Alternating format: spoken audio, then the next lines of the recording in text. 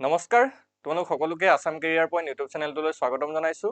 ইতিমধ্যে তোমালোকে গম পাইছাই যে আমাৰ জিএনএম নাৰ্ছিঙৰ যিটো এন্ট্ৰেন্স এক্সাম অহা 28 জুন তাৰিখে অনুষ্ঠিত হ'ব সো তাৰ কাৰণে আমি প্ৰিপাৰেচন ভালদৰে এতিয়াৰ পৰাই চলাব লাগিব যদি তোমালোকে এতিয়াৰ পৰা ভালদৰে প্ৰিপাৰেচন নকৰা তেতিয়াহলে কিন্তু তোমালোকৰ সিলেবাসটো কমপ্লিট নহব আৰু তোমালোকৰ এক্সামত ভাল মাৰ্কস নুলাব ঠিক আছে আৰু ভাল মাৰ্কস নাপালে তোমালোকে সিট নাপাবা সো তোমাতকে বহুত বেছি প্ৰিপাৰেচন কৰি থকা ল'ৰা ছোৱালী আছে আৰু অলৰেডি আমাৰ আসাম কেৰিয়াৰ পইণ্ট এপত জিএনএমৰ কাৰণে কোৰ্স চলি আছে সকলোৱে গম পাইছাই আৰু যিসকলে এতিয়ালৈকে আমাৰ কোৰ্সটো লোৱা নাই সোনকালে লৈ লোৱা কাৰণ তোমালোকতকে আগত এডমিশন লৈ পিনে কোনোবাই প্ৰস্তুতি চলাই আছে এতিয়া যদি তোমালোকে এডমিশন লোৱা নাই খুব সোনকালে আমাৰ লগত যোগাযোগ কৰা আমাৰ এপটোৰ সৈতে জড়িত হৈ যোৱা সো তোমালোকৰ এই কোৰ্সটোত কমপ্লিট ম্যাথছ সায়েন্স আৰু ইংলিশ তিনিটা সাবজেক্ট কমপ্লিট পঢ়াই দিয়া হ'ব ইয়াত তোমালোকে ডেইলি লাইভ ক্লাস মক টেস্ট পিডিএফ গোটেইখিনি বস্তু পাই যাবা তাৰ লগতে যিমানখিনি ক্লাস আগতে হৈ গল গোটেইখিনি ৰেকৰ্ডেড ক্লাস পাই যাবা যদি তোমালোকৰ কোৰ্সটোৰ বিষয়ে কিবা জানিবলগীয়া বিশেষ থাকে এই নাম্বাৰটোত আমাক WhatsApp বা ডাইৰেক্ট কল কৰি তোমালোকে জানি ল'ব পাৰিবা সো বেছি দেৰি নকৰো আজি ক্লাসটো আমি আৰম্ভ কৰো আজি ক্লাসৰ ফাৰ্স্ট কোৱেশ্চনত কি কৈছে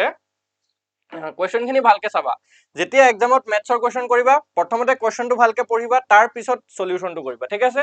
সো প্ৰশ্নটোত কৈছে in an examination if 400 students pass and 60% failed what is the total number of students who appeared of the examination কি কৈছে যে এটা পৰীক্ষাত যদি 400 ছাত্ৰ-ছাত্ৰী উত্তীৰ্ণ হয় অৰ্থাৎ 400 ছাত্ৰ-ছাত্ৰী পাস হৈছে আৰু 60% ছাত্ৰ-ছাত্ৰীয়ে কি কৰিছে ফেইল কৰে তেন্তে পৰীক্ষাত অৱতীৰ্ণ হোৱা ছাত্ৰ-ছাত্ৰীৰ মুঠ সংখ্যা কিমান হ'ব উলিয়াব দিছে ঠিক আছে ছাত্ৰ-ছাত্ৰীৰ মুঠ সংখ্যা কিমান হ'ব এতিয়া এটা কথা ভালদৰে ইয়াত চোৱা আমাক কি কৈছে 400 ছাত্ৰ-ছাত্ৰীয়ে পাস কৰিছে তো পাস হোৱা ষ্টুডেন্টৰ সংখ্যা কিমান পাস হৈছে 400 ঠিক আছে এটো 400 ইংৰাজীত লিখি দিও 400 ওকে 400 ষ্টুডেন্টস আৰু ফেইল কিমান হৈছে আমি যদি চাও ফেইল কিমান হৈছে ফেইল হৈছে 60% ফেইল হৈছে 60% এতিয়া এটা কথা ইয়াত ভালকে চাবা ইয়াত পাস হোৱাৰ ছাত্ৰ-ছাত্ৰীৰ সংখ্যা ডাইৰেক্ট সংখ্যাত দিয়া হৈছে আৰু ফেইল হোৱা যেটো ছাত্ৰ-ছাত্ৰী দিছে হেতু শতাংশত দিয়া হৈছে অৰ্থাৎ 60% দিছে তো ফেইল হৈছে যদি 60% হয় টোটাল 100% থাকিব আমি জানো সো 100% ৰ ভিতৰত যদি 60% ফেইল হয় পাস কিমান হ'ব 60% যদি ফেইল হয় পাস কিমান পার্সেন্ট হ'ব 100 minus 60 ওকে মানে কি হ'ব 40% ওকে 40% কি হ'ব পাস হ'ব এতিয়া কোৱেশ্চনটো ভালকে চোৱা কি হৈছে ফেইল হৈছে 60% আৰু পাস হৈছে 40% আৰু আমাৰ পাস হোৱা ষ্টুডেন্টছৰ সংখ্যা দি থৈছে ইয়াত 400 সো আমি কি লিখিব পাৰো 40% is equal 400 বুলি আমি লিখিব পাৰো ঠিক আছে মানে 40% টোৱে কি হয় 400 হয় সো 40% যদি 400 হয় 1% ৰ ভ্যালু আমি উলিয়াম যদি 1% ৰ ভ্যালু উলাই যায় তেতিয়াহলে 100% অৰ্থাৎ টোটাল কিমান ষ্টুডেন্টস আছিলে গম পাই যাম সো 1% ৰ ভ্যালু হৈ যাবগে 400 divided by 40 0 0 কাটিলো 4 40 কাটিলে যাব 10 সো 1% ৰ ভ্যালু কিমান হ'ব 1% ৰ ভ্যালু হৈ যাব 10 সো 100% ৰ ভ্যালু কিমান হ'ব আমি ডাইৰেক্ট উলিয়াব পাৰো 10 into 100 10 into 100 কৰিলে কিমান হয় 1000 সো টোটাল ষ্টুডেন্টৰ সংখ্যা কিমান হৈ যাবগে 1000 কোড আছে অপচন বি আছে option B is the right answer so এটো আছিলে কোৱেশ্চন এনে ধৰণে শৰ্ট ট্ৰিক্সত তোমালোকৰ ক্লাস বিলাক অলৰেডি এপত কৰোৱা হৈছে যদি তোমালোকে এতিয়ালৈকে আমাৰ এপত জয়েন হোৱা নাই only 549 rupees 549 rupees তোমালোকে আমাৰ এপত জয়েন হ'ব পাৰিবা only one time এবাৰ 549 টকা পেমেন্ট কৰা তাৰ পিছত তোমালোকে সম্পূৰ্ণ ম্যাথ সায়েন্স আৰু ইংলিশৰ গোটেইখিনি ক্লাস পাই যাবা ওকে নেক্সট 2 নম্বৰ কোৱেশ্চনটোত কি দিছে ভালকে চোৱা which of the following number is divisible by 3 তলৰ কোনটো সংখ্যা 3 ৰে হৰণযোগ্য এপত আমি অলৰেডি বিভাজ্যতাৰ নিয়মখিনি গোটেইখিনি পঢ়িছো 2 ৰে হৰণ কেনেকে যায় 3 ৰে কেনেকে হৰণ যায় 4 5 6 এনেকে ধৰণে আমি গোটেইখিনি বিভাজ্যতা শিকিছো সো এই কোৱেশ্চনটোত সুধিছে আমাক তলৰ কোনটো সংখ্যা 3 ৰে হৰণ যায় ঠিক আছে সো তাৰ কাৰণে আমি কি কৰিম যিমান কেইটা সংখ্যা দিছে সংখ্যা কেইটা কি কৰিব লাগিব সংখ্যাটোৰ অংক কেইটাক যোগ কৰিম মানে আমি অপচন কেইটাৰ থ্ৰু দি চাম অপচন এ দি আছে 3745 ওকে 3745 3745 সো ইয়াৰ অংক কেইটাক প্ৰথমতে যোগ কৰি চাম 3 যোগ 7 যোগ 4 যোগ 5 ওকে 3 হাতে হৈ গলগে 10 10 4 14 14 5 19 ওকে 19 হল এতিয়া যেটো যোগফল পাবা সেই যোগফলটো 3 ৰ গুণিতক হয় নে নহয় চেক কৰা আমি যদি চাও 19 টো 3 ৰ গুণিতক নহয় অৰ্থাৎ 3 ঘৰ নেউতাত 19 নাহে সো আমি কব পাৰো যে 3745 সংখ্যাটো যেটো অপচন এত আছে এই সংখ্যাটো 3 ৰে হৰণ না যায় এটা নেক্সট এটো সংখ্যা চাও 8473 8473 এইকিটাক যোগ কৰি দিম 8 plus 4 plus 7 plus 3 3 হাতে 10 10 চাৰে 14 14 আঠে হৈ গলগে 14 আঠে 22 হল 22 এতিয়া 22 টো 3 গুণিতক নহয় 22 টো 3 গুণিতক নহয় সো আমি ক'ব পাৰো যে এই 8473 সংখ্যাটোকো 3 ৰে হৰণ নাযায় এতিয়া নেক্সট আমি আহিলো 9876 হলে 9876 যদি আমি চাও 9 আঠে হৈ গলগে 17 17 হাতে হবগে 25 24 24 6 হৈ গলগে 30 ঠিক আছে কি হৈ যাব কিয় 30 হৈ যাবগে সো 30 যেটো সংখ্যা আছে এই সংখ্যাটোক তো 3 ৰে হৰণ যায় 3 ঘৰ নেউতাত আহি যায় সো 30 যদি হয় তেতিয়ালে কি হবগে এই যেটো সি অপচন আছে এটো 3 ৰে হৰণ যাব ওকে 3 ৰে হৰণ যাব এতিয়া আমি গম পালো যে অপচন সি যেটো সংখ্যা দিয়া আছে 9876 9876 এই সংখ্যাটো 3 ৰে হৰণযোগ্য হয় বাকি আমি অপচন ডি টো নাচালে হৈ যাব এটাই অপচন কাৰেক্ট থাকিব ওকে সো এইখিনি বুজি পাইছা এতিয়া আমি আগবাঢ়ি দিও নেক্সট কোৱেশ্চনটোলে ঠিক আছে নেক্সট কোৱেশ্চনত কি দিছে two numbers are in the ratio 3:4 and their average is 21 then what will be the larger number দুটা সংখ্যাৰ অনুপাত 3:4 আৰু হিহতৰ গড় যদি 21 হয় তেন্তে ডাঙৰ সংখ্যাটো কি হ'ব উলিয়াব দিছে ঠিক আছে ইহতৰ ভিতৰত এই দুটাৰ ভিতৰত ডাঙৰ সংখ্যাটো কি হ'ব সো ফাৰ্স্ট অফ অল কি কৰিম আমি সংখ্যা দুটাৰ অনুপাত দি আছে 3:4 তাৰে এটা সংখ্যা তুমি 3x বুলি ধৰি লোৱা আৰু এটা সংখ্যা 4x বুলি ধৰি লোৱা ওকে এটা সংখ্যা হৈছে 3x আৰু এটা সংখ্যা হৈছে 4x আৰু ইহতৰ গড় অৰ্থাৎ এভাৰেজ দি থৈছে কিমান 21 এতিয়া এভাৰেজ মানে কি চোৱা এটো এটা সংখ্যা বুলি আমি ধৰি লৈছো সো এভাৰেজ কেনেকৈ উলিয়া দুটা সংখ্যা সাপোজ দিয়া আছে সাপোজ দুটা সংখ্যা দিয়া আছে 2 আৰু 3 তো 2 আৰু 3 এৰ এভাৰেজ কেনেকৈ উলিয়াবা 2 + 3 কৰিবা তাৰ পিছত 2 ৰে হৰণ কৰি দিবা ওকে 2 + 3 কৰি 2 ৰে হৰণ কৰিলে কি পাই যাবাগে গড় পাই যাবা ওকে গড় পাই যাবা তো 2 3 5 5ক 2 ৰে হৰণ কৰিলে 2.5 সো 2 আৰু 3 এৰ গড় 2.5 হল এটা আমি গম পাইছো কিন্তু আমাক যদি 3x আৰু 4x ৰ গড় উলিয়াব দে তেতিয়া কেনেকৈ উলিয়াবা তেতিয়া এনেকৈ উলিয়াবা 3x + 4x divided by 2 okay আৰু ইয়াৰ গড়টো দিয়ে থৈছে নহয় আমাক 21 তো 3x + 4x divided by 2 ইয়াৰ ভ্যালুটো আমি 21 বুলি লিখিব পাৰিম ওকে সো এতিয়া যদি আমি চাও 3x আৰু 4x প্লাস কৰিলে হ'ব 7x আৰু এফালে 2 টো হৰণটো পূৰণ হৈ যাবগে 21 দুগুণ 42 ওকে সো x ৰ মান কি হ'ব 42/7 42/7 হাতে 42ক যাব 6 বাৰ সো x ৰ ভ্যালুটো কিমান পাইছো আমি x ৰ মান পাইছো 6 x ৰ মান কিমান পাই কৈছো আমি 6 পাইছো এতিয়া কোৱেশ্চনটোত কি সুধিছিলে ভালকে চোৱা ইহ দুটাৰ ভিতৰত ডাঙৰ সংখ্যা কোনটো হ'ব হেতু সুধিছিলে এতিয়া এটা সংখ্যা আছিল 3x এটা সংখ্যা আছিল 4x সো 3x আৰু 4x ৰ ভিতৰত কোনটো ডাঙৰ সংখ্যা আমি ডাইৰেক্ট দেখা পাইছো যে 4x টো ডাঙৰ হ'ব সো x ৰ ভ্যালু পাইছো 6 তো x ৰ ভ্যালু যদি 6 হয় ইয়াৰ মানটো কি হ'ব 4 * 6 4 6 গুণ কিমান 24 24 হ'ব আমাৰ ডাঙৰ সংখ্যাটো কোত আছে অপচন বি আছে option B is the right answer হল বুজি পাইছা সো এনে ধৰণে আমি কোৱেশ্চন বিলাক একদম সহজ ভাৱে কৰিব পাৰো নেক্সট কোৱেশ্চনটো চাও নেক্সট 6 নম্বৰ কোৱেশ্চন 6 নম্বৰ কোৱেশ্চনটোত কি কৈছে the LCM of two number is 2376 while their HCF is 33 if one of the number is 297 then the another number is দুটা সংখ্যাৰ LCM অৰ্থাৎ লসাগু যদি 2376 হয় আনহাতে ইহতৰ যদি HCF অৰ্থাৎ গসাউ 33 হয় তেন্তে তাৰে ভিতৰত যদি এটা সংখ্যা 297 হয় তেন্তে আনটো সংখ্যা কি হ'ব উলিয়াব দিছে ওকে আনটো সংখ্যা কি হ'ব উলিয়াব দিছে এতিয়া দুটা সংখ্যা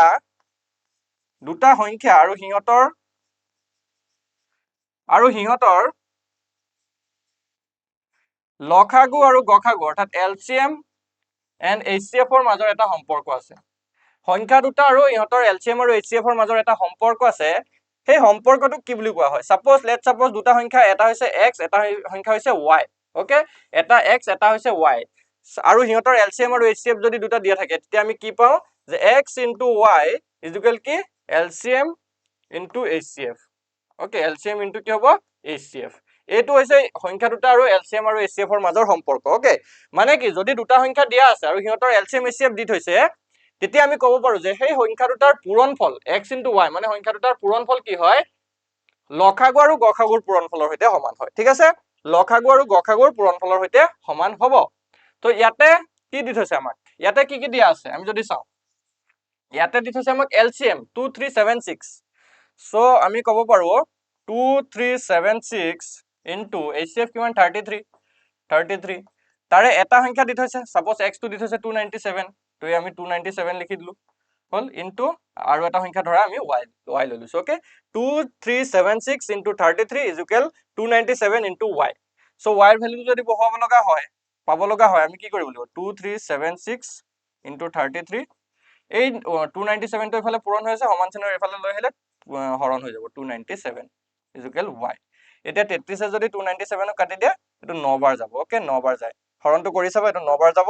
এতিয়া আমি 2376 ক 9 ৰে হৰণ কৰি দিলে হৈ গল 2376 ইয়াক যদি আমি 9 ৰে হৰণ কৰি দিও 9 দুগুণ 18 নামি গল 18 5 576 9 6 গুণ 54 এফালে 3 নামিলে 36 9 4 গুণ 36 ওকে কিমান ওলালে 264 ওকে সো আমাৰ কি ওলাই গল y এর ভ্যালুটো 264 ওলাইছে কোড আছে এটো অপশন বি আছে so option B is the right answer ঠিক আছে এটো আছিল কোৱেশ্চনটো এনে ধৰণৰ ইজি কোৱেশ্চন বিলাক আমি শিকিব লাগিব তাৰ লগতে হাৰ্ড কোৱেশ্চন বিলাক অলপ আমি চাব লাগিব নেক্সট কোৱেশ্চন ইয়াত কি কৈছে 17 তকৈ সৰু সকলো মৌলিক সংখ্যাৰ যোগফল কিমান হ'ব the sum of all prime numbers not greater than 17 is এতিয়া 17 তকৈ সৰু যদি কৈছে চোৱা 17 তকৈ সৰু বুলি কৈছে 17 তকৈ সৰু আটাইবোৰ মৌলিক সংখ্যা যদি আমি চাও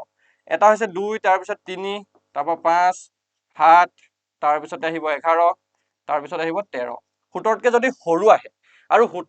17 লৈকে যদি কয় তেতিয়া হলে আমি 17 টোক ধৰি লম ঠিক আছে 17 কো ধৰিম কিন্তু 17 তকৈ সৰু বুলি যদি কৈছে তেতিয়া 17 ক নধৰো আমি সো এইগিটাৰ যোগফল সুধিছে গুটেই গিটাৰ যোগফল কিমান হ'ব 2 2 3 5 5 5 10 10 হাতে 17 17 11 হৈ যাবগে 28 29 30 31 আৰু এফালে 10 41 সো 41 হ'ব গুটেই গিটাক যদি আমি যোগ কৰি দিও গুটেই গিটাক যদি যোগ কৰি দিও কিমান পাম আমি 41 পাম সো অপশন সি হ'ব শুদ্ধ উত্তৰ ঠিক আছে এনে ধৰণে আমি মৌলিক সংখ্যাখিনি শিকিছো অলৰেডি ক্লাছত এখিনি কৰোৱা হৈছে যে মৌলিক সংখ্যা যৌগিক সংখ্যা গুটেইখিনি 1 ৰ পৰা 1 লৈকে কিমানখিনি মৌলিক সংখ্যা আছে গুটেইখিনি এপত কৰোৱা হৈছে ঠিক আছে সো আগবাঢ়ো আমি এতিয়া নেক্সট কোৱেশ্চনটোলে আজি ক্লাছৰ নেক্সট কোৱেশ্চনটো চোৱা কি কৈছে এ বি সি ৰ মাজত 5:6:7 কোনো মূলধন ভাগ কৰা হল যদি এৰ ভাগত 150 টকা পৰে বুলি কৈছে তেন্তে মুঠ মূলধন কিমান আছিল any capital is divided between a b and c in the ratio of 5:6:7 if a share was raised 150 then the total capital was total capital to কিমান হ'ব উলিয়াব দিছে তিনজন ব্যক্তি আছে a b আৰু c ওকে a b আৰু c ইহতৰ মাজত কেনে ধৰণে ভাগ কৰা হৈছে পইচাখিনি 5:6:7 এতিয়া ধৰি লৈছো a ৰ ভাগত 5x টকা পৰিছে b ৰ ভাগত 6x টকা পৰিছে আৰু c ৰ ভাগত 7x টকা পৰিছে হল তে টোটালটো কিমান হ'ব টোটালটো আমি যদি চাও 5x + 6x + 7x 511 11 হাতে হল 18 টোটাল হৈ গল ইহতৰ ভাগত 18x মুঠ a b আৰু c যদি আমি একলগ কৰি দিও তেতিয়া কিমান হল টোটাল 18x তাৰ পিছত নেক্সট স্টেপ যদি আমি চাও কৈছে যদি a ৰ ভাগত 150 টকা পৰে a ৰ ভাগত কিমান পৰিছে a আছিল এইটো ন a আছিল 5x তো a ৰ ভাগত 150 টকা পৰিছে মানে কি 5x = কি 150 হয় নহয় 5x = কি 150 সো ইয়াৰ পৰা আমি x ৰ ভ্যালু উলিয়াব পাৰিম নে নোৱাৰিম ইয়াৰ পৰা যদি x ৰ ভ্যালু উলিয়াবলৈ যাও 150 / 5 হ'ব তো 5 যদি আমি 15 কাটো 3 বাৰ 30 তো x ৰ ভ্যালু হৈ গল কি 30 এতিয়া চোৱা x ৰ ভ্যালু যদি 30 হয় আমাক উঠিছে total capital so total capital আছিল 18x তো 18 * 30 নহব জানো 18 * 30 হ'ব তো 3 8 গুণ 24 ৰ 4 = 2 3 গুণ 3 = 5 540 okay 540 is the right answer option D hall option D টোৱে হৈ যাব শুদ্ধ উত্তৰ তোমালোকে কোৱেশ্চন বিলাক বুজি নাপালে কমেন্টত জনাবা ঠিক আছে কমেন্ট সেকশনত তোমালোকে কোনটো কোৱেশ্চন বুজি নোপোৱা জনাবা আমি নেক্সট ক্লাছত আৰু ভালদৰে তোমালোকক বুজাবলৈ ট্ৰাই কৰিম ঠিক আছে কাৰণ কিছুমান এনেকুৱা সকলোৱেটো বুজি নাপাব পাৰে আৰু যদি বুজি নোপোৱা ভিডিওটো একবাৰ অকমান আগলৈ নি পিনে আকৌ এবাৰ কোৱেশ্চনটো ৰিভাইজ কৰি চাবা ঠিক আছে সো নেক্সট কোৱেশ্চন চাও আমি নেক্সট কোৱেশ্চন 7 নম্বৰ কোৱেশ্চনটোত কি কৈছে চোৱা এজন মানুহে 600 টকাত এটা বস্তু কিনে আৰু সেই বস্তুটো 450 টকাত বিক্ৰী কৰে বুলি কৈছে তো মানুহজনৰ হতকৰা লোকসান কিমান হ'ব a man buys an item for $600 and sells it $450 what is the man's percentage loss 600 টকাত এজন মানুহে বস্তুটো কিনিছে কিমান কিনাটো কোৱা হয়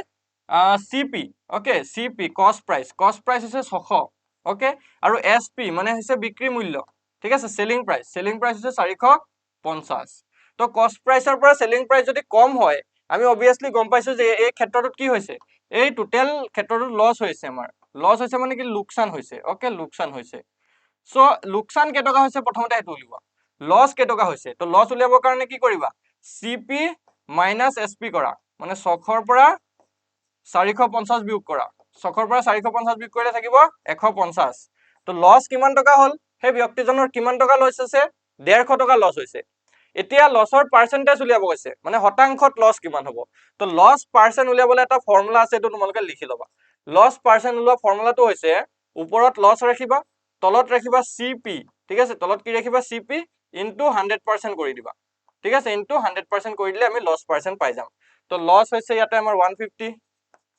CP আছিলে আমাৰ 600 ওকে ইনটু 100% এতিয়া যদি আমি চাও 0 0 কাটিলো 0 এটো 0 কাটিলো ঠিক আছে 2 যদি কাটিটো 10 5 বাৰ যায় 6 কাটি যদি 3 বাৰ যায় 3 5 গুণ 15 থাকিলে 5 into 5 5 into 5% is equal 25% okay 25% is the right answer 25 শতাংশ কি হৈছে মানুহজনৰ লছ হৈছে অপচন ডি অপচন কি হ'ব ডি টু কারেক্ট आंसर হৈ যাব সো এনে ধৰণে আমি কোৱেশ্চন ব্লক কৰো একদম ইজি হয় তোমালোকে মেথছত খালি টান টান বুলি ভাবি না থাকিবা টান ভাবিলে তোমালোকৰ বেছিকে টান লাগিব সো নেক্সট কোৱেশ্চন চোৱা a is 3 years older than b and the age of c is twice that of b what is the age of a is the sum of the ages of a b c is 35 years কি কৈছে ভালকে চোৱা এৰ বয়স বিতকৈ 3 বছৰ ডাঙৰ বিতকৈ 3 বছৰ ডাঙৰ বা বিতকৈ 3 বছৰ বেছি সিৰ বয়স বিতকৈ দুগুণ সিৰ বয়সটো কি হয় বিৰ দুগুণ হয় দুগুণ সো এৰ বয়সটো কিমান হ'ব যদি এ বি আৰু সি তিনিজনৰ বয়সৰ যোগফলটো 35 বছৰ হয় কি কৈছে এ বি আৰু সি তিনজন ব্যক্তি আছে এ বি আৰু সি তিনজন ব্যক্তি আছে এটা কি কৈছে এৰ বয়স বিতকৈ 3 বছৰ ডাঙৰ সো বিৰ বয়সটো যদি আমি x ধৰিছো বিৰ বয়সটো যদি আমি x ধৰো এৰ বয়সটো হ'ব x + 3 এই কথাটো ভালকে জানি লবা শিকি লবা এটুতে কনফিউজনটো লাগে আমি কাৰ বয়স ধৰিম আৰু কাৰ বয়স উলিয়াম সো বিৰ বয়সটো চোৱা x যদি হয় এৰ বয়স হৈ যাবগে x + 3 কেলে কাৰণ এৰ বয়সটো কৈছে যে বিতকৈ 3 বছৰ ডাঙৰ চোৱা প্ৰশ্নটোত কৈছে এৰ বয়স বিতকৈ 3 বছৰ ডাঙৰ সো ডাঙৰ বুলি কোৱাৰ লগে লগে x + 3 আহিলে যদি হৰু কলেহেতেন তেতিয়া হলে x - 3 আহিলেতেন বুজি পাইছা নেক্সট c ৰ বয়স কি কৈছে c ৰ বয়স বিতকৈ দুগুণ তো b কিমান হয় b হয় x তো c হ'ব b ৰ দুগুণ x ৰ দুগুণ কৰিলে কি হ'ব 2x হ'ব নাই 2x তো c ৰ বয়সটো কিমান হৈ গলকে 2x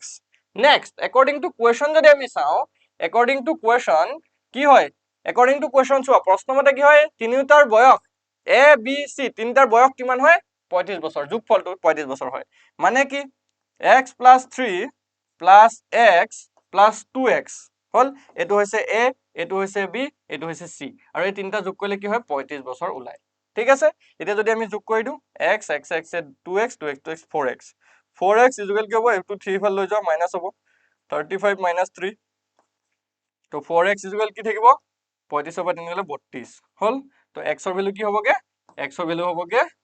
32/3 sorry 32/4 okay 4 তো 4 যদি আমি 32 কাটো 8 বাৰ যাব x ৰ ভ্যালু কি হৈ গলকে আমাৰ 8 x ৰ মান যদি 8 হয় x ৰ ভ্যালু যদি 8 হয় আমাক খুদিছিলে কি a ৰ বয়স কিমান হ'ব তো a কত গল আমাৰ a হৈছে এটো তো x ৰ ভ্যালু যদি 8 বহুৱাই দিও আমি 8 + 3 8 + 3 মানে কিমান 11 নহব জানো তো 11 হ'ব আমাৰ correct answer option A option A টো হৈ যাব শুদ্ধ উত্তৰ বুজি পাইছা অপশন এ টোৱে হৈ যাব শুদ্ধ উত্তৰ সো এতিয়া আমি আগবাঢ়ো নেক্সট কোৱেশ্চনটোলে আৰু দুটা কোৱেশ্চন আছে তাৰ পিছত আজিৰ এই ক্লাসটো আমাৰ শেষ হ'ব নেক্সট 9 নম্বৰ কোৱেশ্চন এতিয়া 9 নম্বৰ কোৱেশ্চনটোত কি কৈছে what is the total number of factors of 840 840 ৰ মুঠ উৎপাদকৰ সংখ্যা কিমান হ'ব এতিয়া টোটেল ফেক্টৰ উলিয়াবৰ কাৰণে একদমে সিম্পল ট্ৰিক তোমালোকক আজি মই শিকাই দিম একদমে সিম্পল ট্ৰিক্স মই তোমালোকক শিকাই দিম তোমালোকে ভালকে চোৱা ভিডিওটো 840 ৰ মুঠ উৎপাদক খুদিছে আমাক মৌলিক উৎপাদকৰ সংখ্যা উঠা নাই মুঠ উৎপাদক ঠিক আছে মুঠ উৎপাদক মানে কি 1 টো হ'ব 840 টো হ'বগে বুজি পাইছা 2 টো হ'ব 3 যদি হৰণ যায় তেনে আমি চেক কৰি চাব লাগিব ঠিক আছে সো এনেকৈ তুমিটো হিসাব কৰি থাকিব নোৱাৰা কিমান উৎপাদক আছে সো তাৰ কাৰণে কি কৰিবা প্ৰথমতে 840 ৰ মৌলিক উৎপাদক কৰা প্ৰাইম ফেক্টৰাইজেচন কৰি লোৱা ঠিক আছে প্ৰাইম ফেক্টৰস খিনি আমি উলাই লওঁ 840 ৰ যদি মৌলিক উৎপাদকীকৰণ কৰো 2 এৰে যদি হৰণ কৰি দিও 420 বাৰ যাব আকৌ যদি 2 এৰে হৰণ কৰো 210 বাৰ যাব আকৌ যদি 2 এৰে হৰণ কৰো 105 বাৰ যাব এতিয়া 2 এৰে না যায় 3 এ যদি হৰণ কৰো 3 3 গুণ 9 1 গল 15 3 5 গুণ 15 35 বাৰ গল এতিয়া যদি আমি 5 এ কাটি দিও 5 7 গুণ 35 হল এতিয়াটো আৰু হৰণ না যায় তো মৌলিক উৎপাদকত যদি আমি চাওঁ 2 হল 3টা 3 এটা 5 এটা 7 এটা মানে আমি এনেকে লিখিব পাৰো 2 কিউব ইনটু 3 ইনটু 5 ইনটু 7 হল এতিয়া 3 ওপৰত একো নাই 3 ওপৰৰ পাৱাৰ একো নাই নহয় পাৱাৰ একো নাথাকিলে আমি 1 লিখি দিব পাৰো 5 ৰ ওপৰৰ পাৱাৰ একো নাই মানে 1 লিখিব পাৰো 7 ৰ ওপৰতো একো নাই মানে আমি 1 লিখিব পাৰো ওকে এতিয়া নেক্সট স্টেপ কি কৰিবা চোৱা মুঠ উৎপাদক যদি উলিয়াব দিয়া নেক্সট স্টেপটো হ'ব তোমালোকৰ সবতকৈ ইম্পৰ্টেন্ট নেক্সট স্টেপত কি কৰিবা যিখিনি আমি পাৱাৰ পাইছো যিখিনি ঘাত পাইছো এই ঘাত গিটাক এক এক বঢ়াই পিনে লিখি দিয়া অৰ্থাৎ 3 টুক তুমি 4 বুলি লিখা 1 টুক 2 বুলি লিখা 1 টুক 2 বুলি লিখা আৰু এটুকো 1 2 বুলি লিখা মানে 1 কে বঢ়াইছো +1 কৰিছো এতিয়া যে তলত যে পাইছো নম্বৰ গিটা 4 2 2 2 এই গিটা গুটে গিটা পূৰণ কৰি দিয়া মুঠ উৎপাদকৰ সংখ্যা পাই যাবা তো 4 দুগুণ 8 8 দুগুণ 16 16 দুগুণ 32 কিমান পালো আমি 32 তো এইটো হৈছে short tricks option C is the right answer বুজি পাইছা এতিয়া 840 যদি মুঠ উৎপাদকৰ সংখ্যা উদে আমাক কিমান হ'ব তেতিয়া 32 হ'ব এতিয়া এনেকে ধৰণে বিভিন্ন ধৰণৰ নাম্বাৰ মানে যিকোনো নাম্বাৰৰ তুমি কি কৰিব পাৰিবা মুঠ উৎপাদক উলিয়াব পাৰিবা ঠিক আছে বুজি পাইছা নেক্সট কোৱেশ্চন চোৱা এটো ভিডিওৰ লাষ্ট কোৱেশ্চন হয়তো তিনটা অংকৰে লিখিব বা আটাইতকৈ ডাঙৰ সংখ্যাটো কি হ'ব the largest number that can be written in 3 digit is ঠিক আছে 999 100 989 or 899 ঠিক আছে which is the right answer এটো আমি সকলোৱে জানো একদম বেসিক কোৱেশ্চন হয় ওকে সো তোমালোকে ভিডিওটো পোস্ট কৰি ইয়াৰ আনসাৰটো জনাবলৈ ট্ৰাই কৰিবা সো তিনটা অংকৰে লিখিব বা আটাইতকৈ ডাঙৰ সংখ্যা যদি উঠে অপচন এ 999 হল তিনটা অংকৰে লিখিব বা আটাইতকৈ ডাঙৰ 999 আটাইতকৈ সৰু যদি উঠে তেতিয়া হয়তো হৈ যাব 100 হল তিনটা অংকৰ লিখিব বা আটাইতকৈ সৰুটো হৈছে 100 তেনেকুৱা ধৰণে তিনটা অংকৰে নহয় চাৰিটা অংকৰে যদি উঠে আটাইতকৈ ডাঙৰ কি হ'ব 9999 অৰ্থাৎ 9999 আৰু আটাইতকৈ সৰু যদি উঠে 1000 হল এইবিলাক একদম ইজি কোৱেশ্চন হয় সকলোৱে পাৰে ম্যাক্সিমামে এখিনি কোৱেশ্চন পাৰে সো আজি ক্লাসটো দেখিনি আছিলে যদি তোমালোকে আমাৰ কোৰ্সটো জয়েন হ'ব বিচাৰিছা ঠিক আছে যেটো জিএনএম ৰ কোৰ্স আছে এই কোৰ্সটো যদি তোমালোকে জয়েন হ'ব বিচাৰিছা তেতিয়া হলে তোমালোকে আমাৰ লগত জড়িত হৈ যোৱা এই নাম্বাৰটোত কল কৰিবা আৰু তোমালোকে হুদি আছা কোড ক্লাস হ'ব আমাৰ ইউটিউবৰ লগতে আমাৰ আসাম কেৰিয়াৰ পইণ্ট এপ আছে তোমালোকে প্লে ষ্টৰত গৈ পিনে আমাৰ এপটো ডাউনলোড কৰা নিজৰ ফোন নম্বৰ দি ৰেজিষ্টাৰ কৰা তাৰ পিছতে যেটো কোৰ্স আছে জিএনএম ৰ 549 रुपीस লগতে 20 रुपीस এটা এড হয় এটো তোমালোকক মই জনাই থওঁ 549 + 20 হ'ব ওকে 569 रुपीस তোমালোকে সম্পূৰ্ণ কোৰ্সটো পাই যাবা ইয়াতে ম্যাথ সায়েন্স ইংলিশ তিনটা সাবজেক্ট খুব সুন্দৰকৈ পঢ়ুৱা হৈছে তোমালোকৰ যদি এখন গভৰ্ণমেন্ট স্কুলত বা গভৰ্ণমেন্ট কলেজ এখনত যদি সিট লোৱাৰ আশা আছে জিএনএম নাৰ্সিংত তেতিয়া হলে তোমালোকে এই কোৰ্সটোৰ পৰা ভালদৰে প্ৰিপাৰেচন কৰা অকল কোৰ্স লৈ থলে নহব তোমালোকে নিজেও প্ৰস্তুতি চলাব লাগিব ভালকে সো আজি ক্লাসটো ইমানে আছিলে আকৌ এটা নতুন ক্লাসত লগ পাম তাকে কৈ আজিৰ এই ক্লাসটো সামৰণি মাৰিছো থ্যাংক ইউ